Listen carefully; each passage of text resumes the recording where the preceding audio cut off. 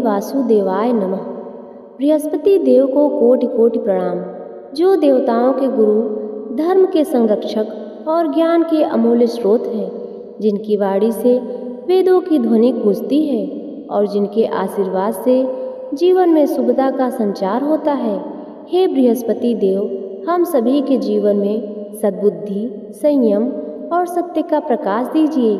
इस पावन कथा के आरंभ में हम सभी आपके चरणों में नमन करते हैं और प्रार्थना करते हैं कि जो भी श्रद्धा पूर्वक इस कथा को सुने, उसके जीवन से हर दुख दूर हो जाए। जिसकी जो भी सच्ची मनोकामना हो, वह आपकी कृपा से शीघ्र पूर्ण हो।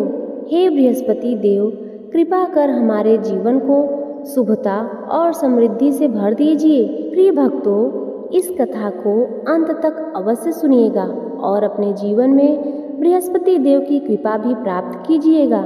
सभी प्रेम से बोलिए, विघ्नहर्ता भगवान गणेश की जय, देव गुरु बृहस्पति की जय। प्राचीन समय की बात है। भारतवर्ष में एक राजा राज्य करता था। वह बड़ा प्रतापी और दानी था।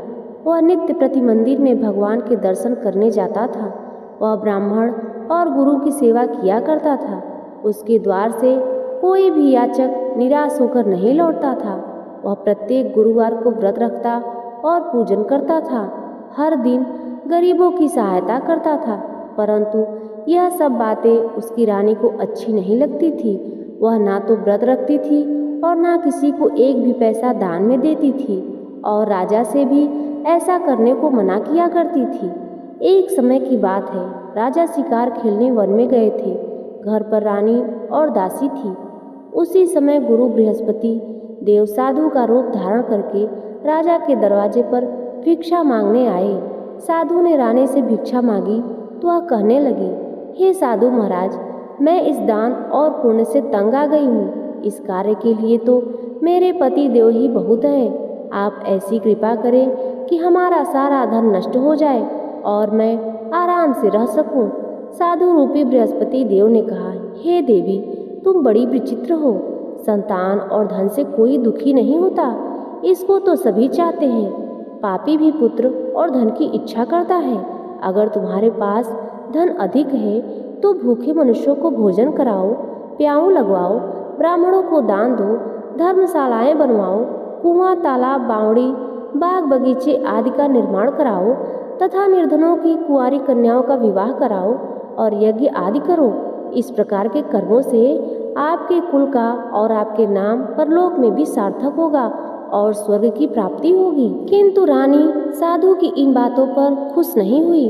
उसने कहा, हे साधु महाराज, मुझे ऐसे धन की बिल्कुल आवश्यकता नहीं जिसको मैं अन्य लोगों को दान दूं या जिसको रखने और संभालने में ही मेरा सारा समय नष्ट हो जाए। तब साधु ने कहा, हे देवी, अगर तुम्हारी ऐसी ही इच्छा है तो जैसा मैं तुम्हें बताता हूँ तुम वैसा ही करना। बृहस्पतिवार के दिन घर को गोबर से लीपना, अपने केसों को पीली मिट्टी से धोना, राजा से कहना वह दाढ़ी कटवाए, भोजन में मांस मदिरा खाना, कपड़े धोबी के यहाँ धुलने देना। इस प्रकार 7 बृहस्पतिवार करने से तुम्हारा सब धन नष्ट हो जाएगा। ऐसा कहकर साधु महाराज रूपी बृहस्पति देव अंतर्ध्यान हो गए। रानी ने साधु के कहे अनुसार 7 बृहस्पतिवार तक वैसा ही करने का विचार किया। साधु के बताए अनुसार कार्य करने केवल 3 बृहस्पतिवार ही बीते थे कि उसकी समस्त धन संपत्ति नष्ट हो गई। भोजन के लिए दोनों समय परिवार तरसने लगा तथा सांसारिक भोगों से दुखी रहने लगा। तब एक दिन राजा रानी से कहने लगा, हे रानी, तुम यहाँ पर रहो, मैं दूसरे देश को जाता हूँ, क्योंकि यहाँ पर मुझे सभी मनुष्य जानते हैं, इसलिए मैं यहाँ कोई काम नहीं कर सकता। मैं परदेश जा रहा हूँ, वहाँ कोई काम धंधा करूँगा, शायद हमारे भाग्य बदल जाएं। ऐसा कहकर राजा परदेश चला गया। वह वहाँ जंगल से लकड़ी काट कर लाता और शहर में बेचता। इस तरह जीवन व्यतीत करने लगा। इधर राजा के बिना रानी और दासियां दुखी रहने लगी। किसी भी दिन भोजन मिलता और किसी दिन जल पीकर ही रह जाती। एक बार रानी और दासी को 7 दिन तक बिना भोजन के रहना पड़ा तो रानी ने अपनी दासी से कहा, हे दासी, यहाँ पास ही के नगर में मेरी बहन रहती है। वह बड़ी धनवान है तू उसके पास जा और वहाँ से 5 सेर पेझड़ मतलब जौ मांग कर ले आ, जिससे कुछ समय के लिए गुजर हो जाएगा।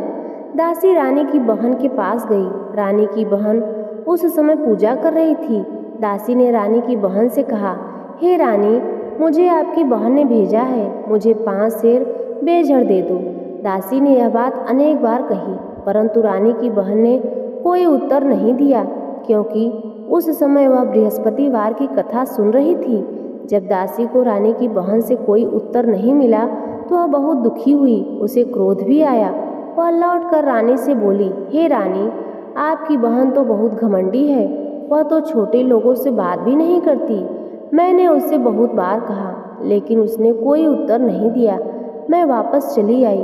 रानी बोली, हे दासी, इसमें उसका कोई दोष नहीं है। जब बुरे दिन आते हैं तब कोई सहारा नहीं देता। अच्छे बुरे का पता विपत्ति में ही लगता है। अब तो जो ईश्वर की इच्छा होगी वही होगा। यह सब हमारे भाग्य का दोष है। उधर रानी की बहन ने सोचा कि मेरी बहन की दासी आई थी, परंतु मैं उससे नहीं बोली, इससे वह बहुत दुखी हुई होगी। अतः कथा सुनकर और भगवान विष्णु का पूजन समाप्त कर वह अपनी बहन के घर आई और कहने लगी, हे बहन, मैं बृहस्पतिवार का व्रत कर रही थी। तुम्हारी दासी हमारे घर गई थी, परंतु जब तक कथा होती है तब तक हम लोग ना उठते हैं और ना ही बोलते हैं, इसलिए मैं नहीं बोली। कहो दासी क्यों गई थी? रानी बोली, बहन, हमारे घर अनाज नहीं था। वैसे तुमसे कोई बात छिपी नहीं है, इस कारण मैंने दासी को तुम्हारे पास 5 सेर बेझड़ लेने के लिए भेजा था। रानी की बहन बोली, बहन, देखो, बृहस्पति भगवान सबकी मनोकामनाएं पूर्ण करते हैं। देखो, शायद तुम्हारे घर में अनाज रखा हो। यह सुनकर दासी घर के अंदर गई तो वहाँ उसे एक घड़ा बेझड़ मिल गया। उसे बड़ी हैरानी हुई, क्योंकि उसने एक एक बर्तन देख लिया था। उसने बाहर आकर रानी को बताया। दासी रानी से कहने लगी, हे रानी, देखो, वैसे हमको जब अन्न नहीं मिलता तब हम रोज व्रत ही तो करते हैं। अगर इनसे व्रत की विधि और कथा पूछ ली जाए तो उससे हम भी किया करेंगे। दासी के कहने पर रानी ने अपनी बहन से बृहस्पतिवार व्रत के बारे में पूछा। उसकी बहन ने बताया, हे रानी, बृहस्पति को सूर्योदय से पहले उठकर स्नान करके बृहस्पतिवार का व्रत करना चाहिए, लेकिन उस दिन सिर नहीं धोना चाहिए। बृहस्पतिवार के व्रत में चने की दाल और मुनक्का से विष्णु भगवान का केले के वृक्ष की जड़ में पूजन करें तथा दीपक जलाएं। उस दिन एक ही समय भोजन करें। भोजन पीले खाद्य पदार्थ का करें और कथा सुने। इस प्रकार करने से गुरु भगवान प्रसन्न होते हैं, अन्न पुत्र धन देते हैं, मनोकामनाएं पूर्ण करते हैं। व्रत और पूजन की विधि बतलाकर रानी की बहन अपने घर लौट आई। रानी और दासी ने दोनों निश्चय किया कि बृहस्पति देव भगवान का पूजन जरूर करेंगे। 7 दिन बाद जब बृहस्पतिवार आया तो उन्होंने व्रत रखा। गुड़साल में जाकर चना और गुड़ बिन लाई तथा उसकी दाल से केले की जड़ तथा विष्णु भगवान का पूजन किया। अब पीला भोजन कहाँ से आए? दोनों बड़ी ही दुखी हुई, परंतु उन्होंने व्रत किया था, इस कारण बृहस्पति देव भगवान प्रसन्न थे। एक साधारण व्यक्ति के रूप में वे 2 थालों में सुंदर पीला भोजन लेकर आए और दासी को देकर बोले, हे दासी, यह तुम्हारे और तुम्हारे रानी के लिए, दोनों के लिए भोजन है, तुम दोनों इसे खा लेना। दासी भोजन पाकर बहुत प्रसन्न हुई और रानी से बोली, रानी जी, भोजन कर लो। रानी को भोजन आने के बारे में कुछ नहीं पता था, इसलिए वह दासी से बोली, जा तू ही भोजन कर ले, क्यों तू व्यर्थ में हमारी हंसी उड़ाती है। तब दासी बोली, रानी, एक व्यक्ति भोजन दे गया है। तब रानी कहने लगी, वह भोजन तेरे लिए ही देकर गया होगा, तू ही भोजन कर। दासी ने कहा, वह व्यक्ति हम दोनों के लिए 2 थालों में भोजन देकर गया है, इसलिए मैं और आप दोनों ही साथ साथ भोजन करेंगी। फिर दोनों ने गुरु भगवान को नमस्कार कर भोजन किया। उसके बाद से प्रत्येक बृहस्पतिवार को गुरु भगवान का व्रत पूजन करने लगी। बृहस्पति भगवान की कृपा से उनके पास धन हो गया, परंतु रानी फिर पहले की तरह से आलस्य करने लगी। तब दासी बोली, देखो रानी, तुम पहले भी इसी प्रकार आलस्य करती थी, तुम्हें धन रखने में कष्ट होता था, इस कारण सभी धन नष्ट हो गया। अब गुरु भगवान की कृपा से धन मिला है तो तुम्हें फिर से आलस्य होता है। बड़ी मुसीबतों के बाद हमने यह धन पाया है, इसलिए हमें दान पुण्य करना चाहिए। तुम भूखे मनुष्यों को भोजन कराओ, प्याऊ लगवाओ, ब्राह्मणों को दान दो, कुआं तालाब बावड़ी आदि का निर्माण करवाओ, मंदिर पाठशाला बनवाकर दान दो, कुंवारी कन्याओं का विवाह करवाओ, धन को शुभ कार्यों में खर्च करो, जिससे तुम्हारे कुल का यश बढ़े और स्वर्ग प्राप्त हो और पितर भी प्रसन्न हो। दासी की बात मानकर रानी ने इसी प्रकार कर्म करने प्रारंभ कर दिए, जिससे उनका काफी यश फैलने लगा। एक दिन रानी और दासी आपस में विचार करने लगी, न जाने किस दशा में होंगे राजा, उनकी कोई खोज खबर नहीं है। उन्होंने बृहस्पति देव से प्रार्थना की और तब भगवान ने रात्रि में राजा को स्वप्न में कहा, हे राजा उठ, तेरी रानी तुझको याद करती है, अब अपने देश को लौट जा। राजा प्रातःकाल उठकर जंगल से लकड़ियां काटकर लाने के लिए जंगल की ओर चल पड़ा। जंगल से गुजरते हुए वह सोचने लगा, रानी की गलती से उसे कितने दुख भोगने पड़े। राजपाट छोड़कर उसे जंगल में आकर रहना पड़ा। जंगल से लकड़ियां काटकर उसे बेचकर गुजारा करना पड़ा। उसी समय उस जंगल में बृहस्पति देव एक साधु का रूप धरकर आए और राजा के पास आकर बोले, हे लकड़हारे, तुम इस सुनसान जंगल में किस चिंता में बैठे हो, मुझे बतलाओ। यह सुनकर राजा की आंखों में आंसू भर आए और साधु की वंदना करके बोले, हे प्रभु, आप सब कुछ जानने वाले हैं। ऐसा कहकर राजा ने साधु को अपनी संपूर्ण कथा सुना दी। महात्मा दयालु होते हैं। वे राजा से बोले, हे राजा, तुम्हारी पत्नी ने बृहस्पति देव के प्रति अपराध किया था, जिसके कारण तुम्हारी यह दशा हुई है। अब तुम किसी प्रकार की चिंता मत करो, भगवान तुम्हें पहले से अधिक धन देंगे। देखो, तुम्हारी पत्नी ने बृहस्पतिवार का व्रत करना आरंभ कर दिया है। अब तुम भी बृहस्पतिवार का व्रत करके चने की दाल और गुड़ जल के लोटे में डालकर केले का पूजन करो, फिर कथा कहो या सुनो, भगवान तुम्हारी सब मनोकामनाओं को पूर्ण करेंगे। साधु को प्रसन्न देखकर राजा बोला, हे प्रभु, मुझे लकड़ी बेचकर इतना पैसा नहीं मिलता जिससे भोजन करने के उपरांत कुछ बचा सकूं, और मैंने रात्रि में अपनी रानी को व्याकुल देखा। मेरे पास कोई साधन नहीं है जिससे समाचार मंगा सकूं।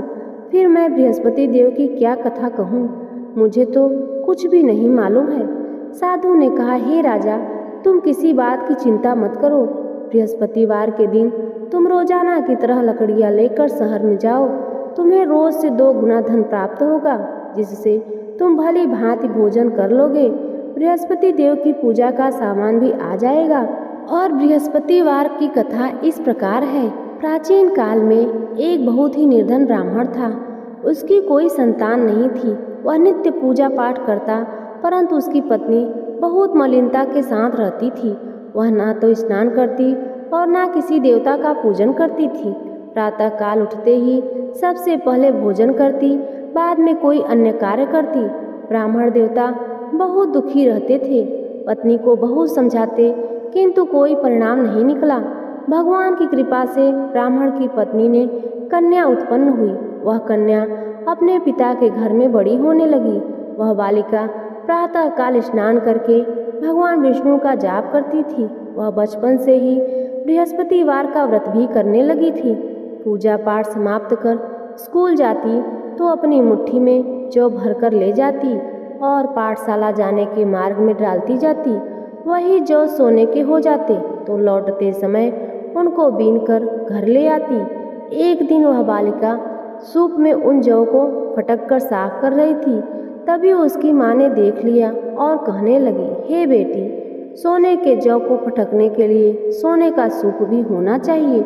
दूसरे दिन गुरुवार था। उस कन्या ने व्रत रखा और बृहस्पति देव से प्रार्थना करते हुए कहा, हे प्रभु, यदि मैंने सच्चे मन से आपकी पूजा की हो तो मुझे सोने का सूप दे दो। बृहस्पति देव ने उसकी प्रार्थना स्वीकार कर ली। रोजाना की तरह वह कन्या जौ फैलाती हुई पाठशाला चली गई। पाठशाला से लौटकर जब वह जौ बीन रही थी तो बृहस्पति देव की कृपा से उसे सोने का सूप मिला। उसे वह घर ले आई और उससे जौ साफ करने लगी। परंतु उसकी माँ का वही ढंग रहा। एक दिन की बात है, वह कन्या सोने के सूप में जौ साफ कर रही थी। उस समय उस नगर का राजकुमार वहां से होकर निकला। इस कन्या के रूप और सोने के सूप में जौ को साफ करते देखकर वह उस कन्या पर मोहित हो गया। राजमहल आकर वह भोजन तथा जल त्याग कर उदास होकर लेट गया। राजा को जब राजकुमार द्वारा अन्न जल त्यागने का समाचार मिला तो अपने मंत्रियों के साथ वह अपने पुत्र के पास गए और बोले, हे बेटा, तुम्हें किस बात का कष्ट है? किसी ने अपमान किया है अथवा कोई कारण है? मुझे बताओ, मैं वही करूँगा जिससे तुम्हें प्रसन्नता हो। तब राजकुमार ने अपने पिता की बातें सुनी और बोला, मुझे आपकी कृपा से किसी बात का दुख नहीं है। किसी ने मेरा अपमान नहीं किया है, परंतु मैं उस लड़की के साथ विवाह करना चाहता हूँ जो सोने के सूप में जो साफ कर रही थी। यह सुनकर राजा आश्चर्य में पड़ गया और बोला, हे बेटा, इस तरह की कन्या का पता तुम ही लगाओ। मैं उसके साथ तुम्हारा विवाह अवश्य ही करवा दूंगा। राजकुमार ने राजा को उस लड़की के घर का पता बतलाया। मंत्री उस लड़की के घर गया और राजा का आदेश पाकर ब्राह्मण को सुनाया। कुछ ही दिन बाद ब्राह्मण की कन्या का विवाह राजकुमार के साथ संपन्न हो गया। कन्या के घर से जाते ही उस ब्राह्मण देवता के घर से पहले की तरह गरीबी का वास हो गया। अब भोजन के लिए भी अन्न बड़ी मुश्किल से मिलता था। एक दिन दुखी होकर ब्राह्मण अपनी पुत्री से मिलने गया। बेटी ने पिता की दुखी अवस्था को देखा और अपनी माँ का समाचार पूछा। ब्राह्मण देवता ने सभी हाल कह सुनाया। तब कन्या ने बहुत सारा धन देकर अपने पिता को विदा कर दिया। इस तरह ब्राह्मण का कुछ समय सुखपूर्वक बीता, लेकिन कुछ दिन बाद फिर वही हाल हो गया। ब्राह्मण फिर अपनी कन्या के यहाँ गया और सभी हाल कहा तो पुत्री कहने लगी, हे पिताजी, अब माताजी को यहाँ लिवा लाओ। मैं उन्हें वह विधि बतला दूंगी जिससे गरीबी दूर हो जाए। अब ब्राह्मण देवता अपनी पत्नी को साथ लेकर अपनी पुत्री के राजमहल में पहुँचे तो पुत्री अपनी माँ को समझाने लगी, हे माँ, तुम प्रातः काल उठकर प्रथम स्नान आदि करके विष्णु भगवान का पूजन करो तो सब दरिद्रता दूर हो जाएगी। परंतु उसकी माँ ने उसकी एक बात नहीं मानी। वह प्रातः काल उठकर अपनी पुत्री का बचा जूठन खा लेती थी। एक दिन उसकी पुत्री को बहुत गुस्सा आया। उसने एक रात को सारा सामान निकाल दिया और उसमें अपनी माँ को बंद कर दिया। प्रातः उसमें से निकाला और स्नान आदि करा के पूजा पाठ कराया तो उसकी माँ की बुद्धि ठीक हो गई। इसके बाद वह नियम से पूजा पाठ करती और प्रत्येक बृहस्पतिवार को व्रत करने लगी। इस व्रत के पुण्य प्रभाव से उसकी माँ भी बहुत धनवान हो गई और बृहस्पति देवता के प्रभाव से स्वर्ग को गई। वह ब्राह्मण भी सुखपूर्वक इस लोक का सुख भोग कर स्वर्ग को प्राप्त हुए। इस तरह कथा कहकर साधु महाराज वहाँ से लोप हो गए। धीरे धीरे समय बीतने पर फिर बृहस्पतिवार का दिन आया। राजा जंगल से लकड़ी काटकर किसी तरह शहर में बेचने गए। उसे उस दिन और दिन से अधिक धन मिला। राजा ने चना गुड़ आदि लाकर बृहस्पतिवार का व्रत किया। उस दिन से उसके सभी क्लेश दूर हो गए। परंतु जब अगला गुरुवार का दिन आया तो अब बृहस्पतिवार का व्रत करना भूल गया। इस कारण बृहस्पति भगवान नाराज हो गए। उस दिन उस नगर के राजा ने विशाल यज्ञ का आयोजन किया तथा अपने समस्त राज्य में घोषणा करवा दी कि कोई भी मनुष्य अपने घर में भोजन ना बनाए और आग भी ना जलाए। समस्त जनता मेरे यहाँ भोजन करने आए। इस आज्ञा को जो ना मानेगा उसको फांसी की सजा दी जाएगी। राजा की आज्ञा के अनुसार राज्य के सभी निवासी राजा के भोज में सम्मिलित हुए, लेकिन लकड़हारा कुछ देर से पहुंचा, इसलिए राजा को उसको अपने साथ महल में ले गए। जब राजा लकड़हारे को भोजन करा रहे थे तो रानी की दृष्टि उस खूंटी पर पड़ी जिस पर उसका हार लटका हुआ था। उसे हार खूंटी पर लटका दिखाई नहीं दिया। रानी को निश्चय हो गया कि मेरा हार उस लकड़हारे ने चुरा लिया है। उसी समय सैनिक बुलवाकर उसको कैद खाने में डलवा दिया। जब लकड़हारा कारागार में पड़ गया तो बहुत दुखी होकर विचार करने लगा कि ना जाने कौन से पूर्व जन्म के कर्म से मुझे दुख प्राप्त हुआ है, और उसी साधु को याद करने लगा जो जंगल में मिला था। तत्काल बृहस्पति देव साधु के रूप में प्रकट हो गए और उसकी दशा को देखकर कहने लगे, अरे मूर्ख, तूने बृहस्पति देवता की कथा नहीं की, इस कारण तुझे दुख प्राप्त हुआ है। अब चिंता मत कर, बृहस्पतिवार के दिन कारागार के दरवाजे पर 4 पैसे पड़े मिलेंगे, उनसे तू बृहस्पति देव की पूजा करना तो तेरे सभी कष्ट दूर हो जाएंगे। अगले बृहस्पतिवार को उसे कारागार के द्वार पर 4 पैसे पड़े मिले। राजा ने पूजा का सामान मंगवाकर कथा कही और प्रसाद बांटा।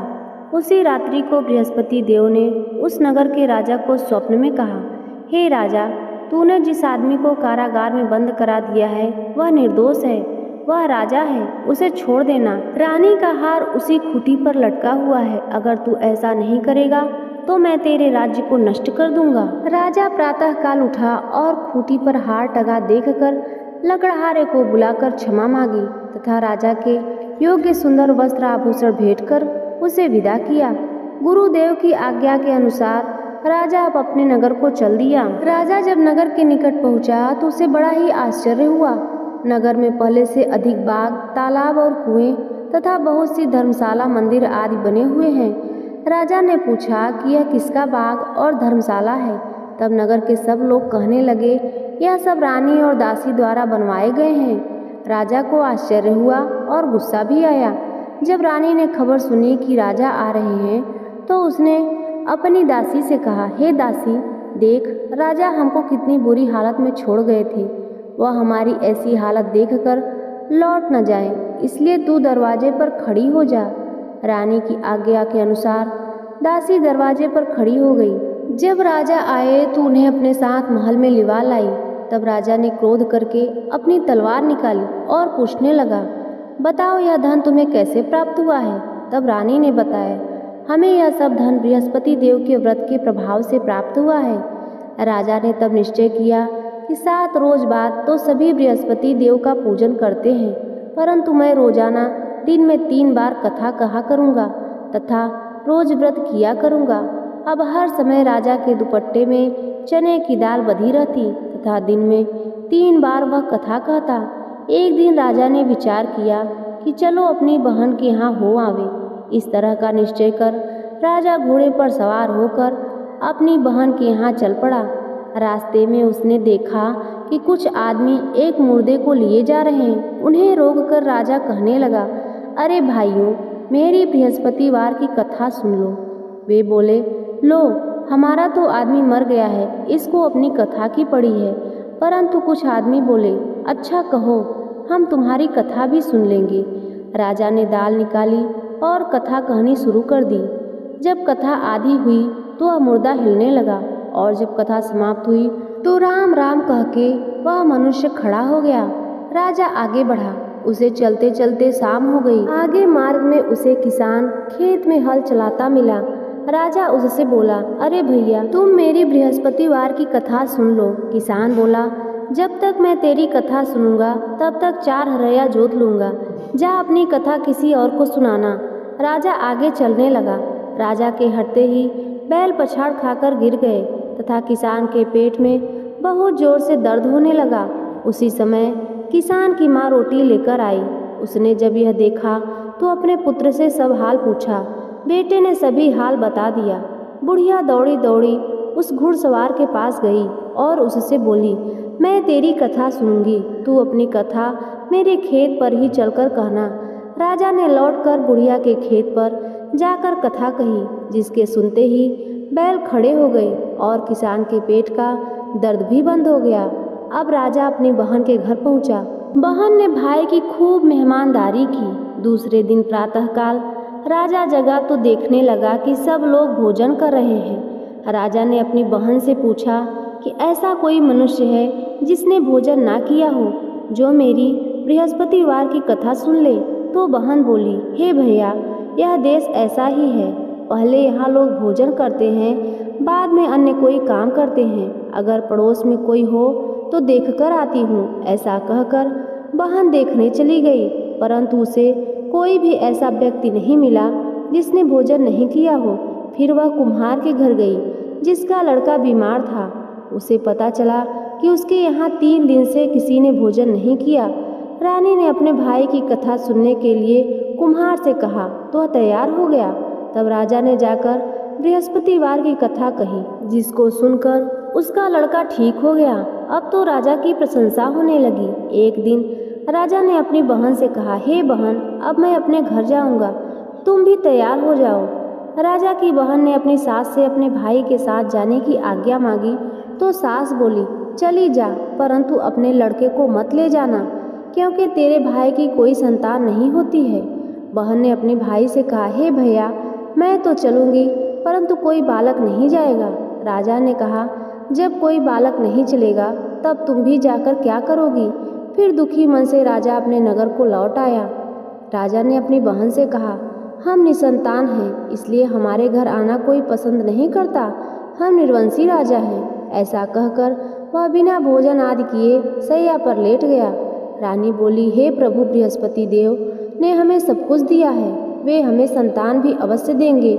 उसी रात बृहस्पति देव ने राजा को स्वप्न में कहा, हे राजा, उठ, सभी सोच त्याग दे, तेरी रानी गर्भ से है। राजा को यह जानकर बड़ी प्रसन्नता हुई। 9वें महीने रानी के गर्भ से एक सुंदर पुत्र पैदा हुआ। जब राजा की बहन ने यह शुभ समाचार सुना तो वह बहुत खुश हुई तथा बधाई लेकर अपने भाई के यहाँ आई। तभी रानी ने कहा, घोड़ा चढ़कर तो नहीं आई, गधा चढ़ी आई है। राजा की बहन बोली, भाई, मैं इस प्रकार ना कहती तो तुम्हें संतान कैसे मिलती। बृहस्पति देव ऐसे ही हैं, जिसके मन में जैसी कामनाएं रहती हैं सभी को पूर्ण करते हैं। जो सद्भावना पूर्वक बृहस्पतिवार का व्रत करता है और कथा पढ़ता है अथवा सुनता है, दूसरों को सुनाता है, बृहस्पति देव उसकी सभी मनोकामनाएं पूर्ण करते हैं। बृहस्पति देव उसकी सदैव रक्षा करते हैं। जो संसार में सद्भावना सच्चे मन से बृहस्पति देव का पूजन करते हैं, उनकी सभी मनोकामनाएं उसी प्रकार पूर्ण होती है। जैसे रानी और राजा के बृहस्पति देव की कथा का गुणगान किया, उनकी सभी इच्छाएं बृहस्पति देव ने पूर्ण की।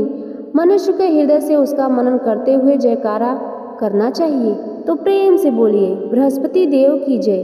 प्रिय भक्तों, बृहस्पति देव की कथा समाप्त होती है। अगर आज की कथा आपको पसंद आई हो तो वीडियो को लाइक और चैनल को सब्सक्राइब अवश्य करें और कमेंट में बृहस्पति देव के नाम का जयकारा अवश्य लगाएं।